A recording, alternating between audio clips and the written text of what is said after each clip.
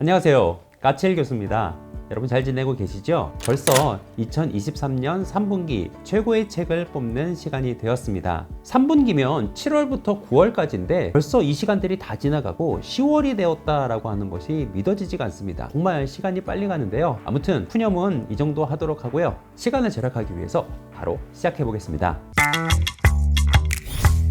이번 분기 최고의 책으로 제가 꼽은 첫 번째 픽은 최은영 작가님의 아주 희미한 빛으로도입니다. 최은영 작가님은 예전에 밝은 밤이라는 장편 소설을 제가 소개해 드린 적이 있었는데요. 데뷔작인 쇼코의 미소를 읽고 제가 정말 제대로 반해서 제 최애 작가님 중 한 사람이 되신 분입니다. 아무튼 이번에 나온 아주 희미한 빛으로도는 단편집이에요. 그래서 총 7개의 단편이 들어있고요. 읽어보신 분들은 다 아시겠지만 이 최은영 작가만의 그런 개성이 있습니다. 그러니까 뭔가 왠지 따뜻한데 슬프고 지극히 개인적인데 사회적이에요. 이게 약간 형용모순 같은 말이기는 하지만 최은영 작가님의 글은 아무튼 그렇습니다. 정말 여러분들 읽어보면 아실 수 있습니다. 아무튼 개인적으로 은행에서 일하다가 뒤늦게 대학교 영문과에 편입한 27살 희원의 이야기가 담긴 아주 희미한 빛으로도와 20살 혜진이 교직 편집부에서 만난 동갑내기 희영과 또 선배 정윤과의 관계 속에서 글을 쓰며 자라가는 이야기가 담긴 몫이라고 하는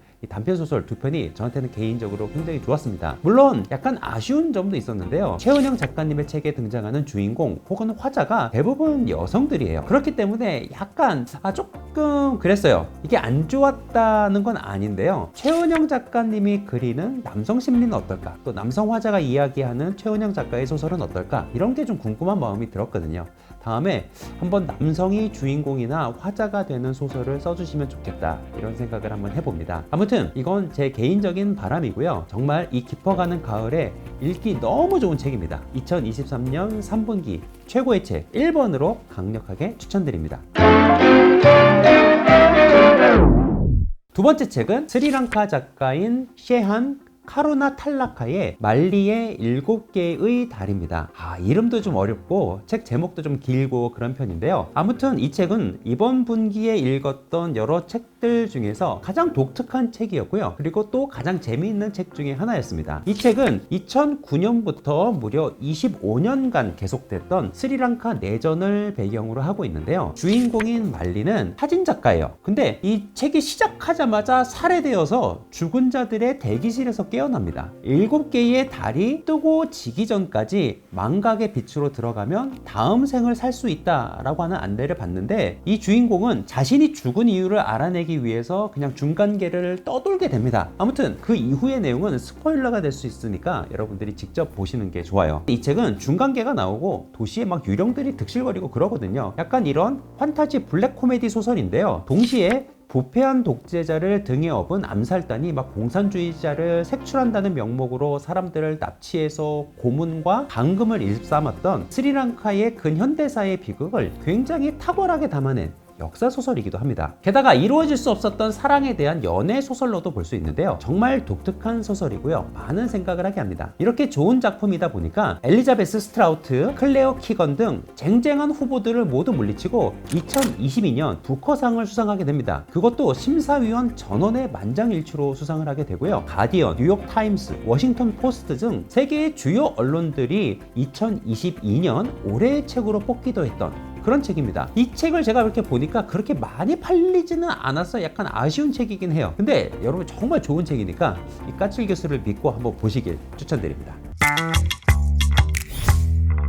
세 번째로 추천해드리는 책도 약간 독특한 책인데요. 바로 권여셉 작가님의 나는 왜 불안한 사랑을 하는가 라고 하는 책입니다. 이 책은 구약성경 아가서에 등장하는 왕과 한 시골 여인과의 사랑 이야기를 통해서 진정한 사랑이란 무엇인지, 그리고 우리는 어떻게 다른 사람을 진정으로 사랑할 수 있을지 이야기하는 그런 책입니다. 그래서 이 책은 구성이 굉장히 재미있습니다. 왕과 시골 여인과의 사랑 이야기를 내러티브로 좀 소개하고요. 그리고 그 과정에서 드러난 사랑과 불안의 여러 심리적인 요소들을 라캉의 이론을 중심으로 분석을 합니다. 그러다 보니까 책이 굉장히 잘 넘어가요. 술술술술 넘어갑니다. 이야기는 정말 재밌고요. 그리고 그 뒤에 나오는 정신분석학의 이야기는 정말 말 그대로 무릎을 치게 만듭니다. 사실 저는 병렬 독서를 하기 때문에 조금 읽다가 이제 다른 책으로 넘어가고 그러거든요.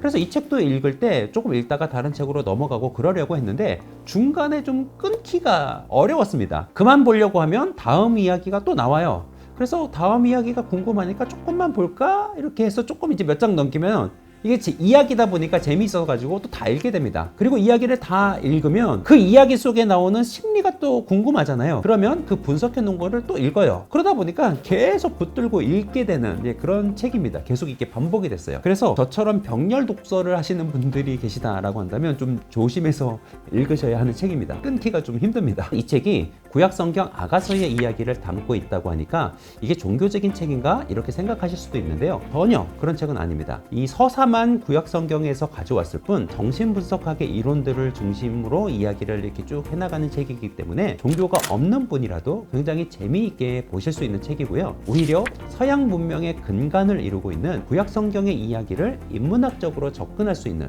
굉장히 좋은 기회가 될 것입니다. 이 책의 저자의 이력이 굉장히 독특한데요. 이라크와 사우디아라비아에서 아랍 어학과 고대 유적 그리고 신화학을 공부했고 심리적 고통을 호소하던 지인의 자살로 인해 인간 심리에 관심을 가지게 되어서 인하대학교 대학원 인문융합치료학과에서 낙항의 분석가담화로 박사학위를 받으신 그런 분이십니다. 현재 인하대학교에서 정신분석과 연극치료를 가르치면서 사랑과 공존을 위한 인간 심리와 트라우마 연구에 집중하고 계신 그런 저자분이세요. 이런 이력이 있는 분이기 때문에 이렇게 독특하면서도 재미있는 그러면서도 많은 생각을 하게 하는 좋은 책을 쓰신 것이 아닌가 이런 생각이 듭니다. 그리고 이 책을 읽는 동안 알랭드 보통의 왜 나는 너를 사랑하는가 라고 하는 책이 생각이 났습니다. 스토리텔링을 통해서 사랑에 대해서 분석하고 이런다는 점에서 굉장히 비슷한 점이 많은 책, 이 두 권의 책인데요. 보통의 책은 철학적으로 여기서 이야기하는 보통은 일반적인 보통이 아니라 알랭드 보통의 책을 이야기합니다. 보통의 책은 철학적으로 접근을 한다면 권여셉 작가님의 책은 정신분석학적으로 접근을 합니다. 아무튼 보통의 책을 재미있게 보셨다라고 한다면 이 책도 여러분들 정말 재미있게 보실 거예요. 정말 추천드립니다.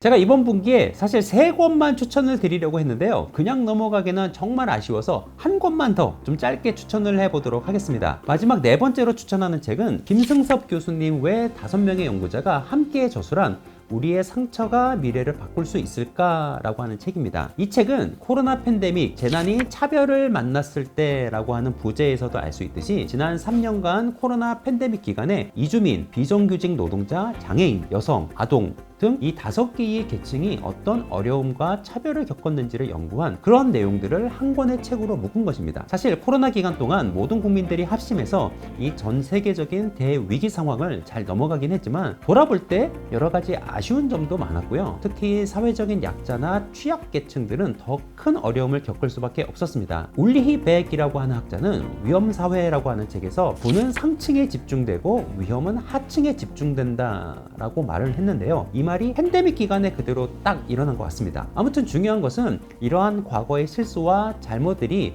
반복되지 않도록 우리가 반성하고 또 배울 점들을 찾는 것이 아닌가 이런 생각을 합니다. 그런 면에서 이 책은 정말 시의적절한 그런 책이 아닐 수 없습니다. 특히 코호트 격리는요 진짜 아니었습니다.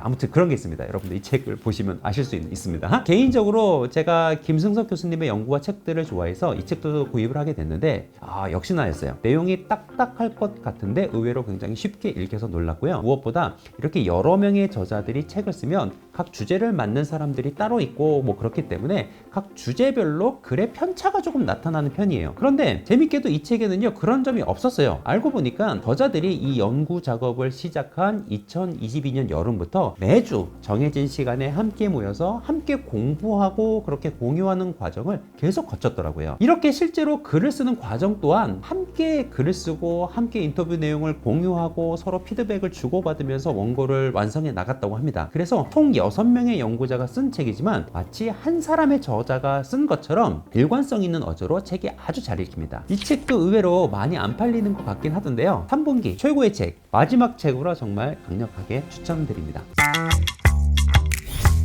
자, 오늘 영상은 여기까지입니다. 2023년 3분기 최고의 책 4권 또 뽑아서 여러분들께 소개해 드렸는데요. 정말 여러분 어떤 책을 고르시던지 후회 없이 잘 보시고 또 의미 있고 행복한 독서 경험이 되시리라 생각합니다. 오늘 또 영상이 마음에 드셨다라고 한다면 여러분 구독, 좋아요, 알림 설정하는 것 잊지 마시고요. 저는 또 다음 시간에 찾아뵙도록 하겠습니다. 안녕히 계세요.